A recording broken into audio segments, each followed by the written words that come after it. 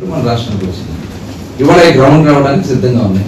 మా లక్ష్యం 20 లక్షల మందికి ఎంప్లాయ్మెంట్ క్రియేట్ చేయాలి. 20 లక్షల మంది యువతకి రాష్ట్రంలో ఉద్యోగాలు తీసుకోవడం జగన్మోహన్ రెడ్డికి ఇష్టం లేదా? ఈ రాష్ట్రంలో ఇంత పెద్ద ఎత్తున పెట్టుబడి రావడం జగన్మోహన్ రెడ్డికి ఇష్టం లేదా? ఇవాళ దీని అన్నిటికీ సమాధానం చెప్పాల్సినటువంటి అవసరం ఉంది.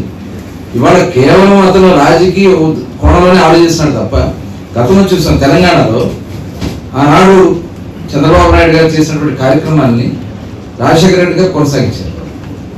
రాజశేఖర రెడ్డి గారి తర్వాత రోసే గారు, కిరణ్ కుమార్ రెడ్డి గారు, తర్వాత కేసీఆర్ గారు.